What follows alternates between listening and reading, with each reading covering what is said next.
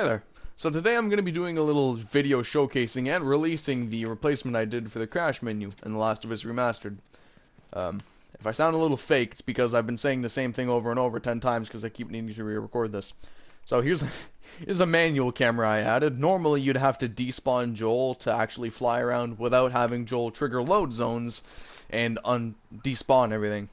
There's also, as you can see here, everything vanishes. So here's the most important option. Aside from this menu pause here I'm going to use so I can still move. Disable visibility, which disables the visibility info the game uses to cull everything. I know it should be re-enable visibility, but kind of makes sense if you describe it that way.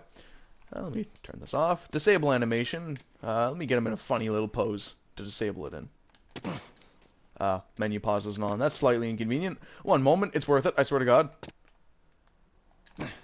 There you go, now he walks around like this. He has no head for an unrelated reason. And there's disable visibility, wireframe. Wow, that is some intense ghosting on Ellie there. Just look at that. Yeah, wireframe mode, point mode, menu pause, what do you think? Right align, disable animation, high detailed, or there's this one in case you don't like that paused icon. High detailed mode will give you some better shadows. Let me go find a shadow. So I'm inside. This game is not helping me. Okay, well, just take my... Okay, there we go. Oh, for the love of God! Sorry, I hope I didn't ear rape you there. That was some bullshit, though. Yeah, there you go. Slightly better shadows. I don't even know if my crappy compressed 1080p PS4 capture gallery footage can even come across the fact that the shadows are getting better, but they are getting better, I assure you. And then there's also this right here to change outfits. I'll change Ellie's mask here, or put on her mask rather. She only has one of them anyway. Oh, I can also toggle the debug text. I added that. L3 and triangle is what does that. Right, where's Ellie? There she is. I got something I gotta show you. One of the multiplayer masks. I had the game stick on her. New toy from the toy I box. put it. It's a little high up, but oh well. I don't have Maya, so I can't really do custom models right now. And yeah, I'm pretty sure that's just about it. Oh, no, it is not. There's two pretty important things. This is genuinely like my 10th time recording this, but I keep forgetting these two things. This player one function, normally when you try to use it, he wouldn't spawn in. You just despawn Joel and then yeah, you should have a lot. No Joel. You'd have to restart the task.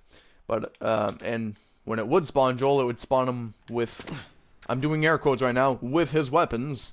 So you'd see them all here, then you'd go to equip it and the weapon would just disappear because it wasn't actually loaded. I basically just made the game load Joel and all of his weapons. Thank you, Frico. So yeah, you can use all of his weapons anywhere. I'm not going to do that because I did some unrelated stuff and half of those weapons crash my game now. I need to stop that.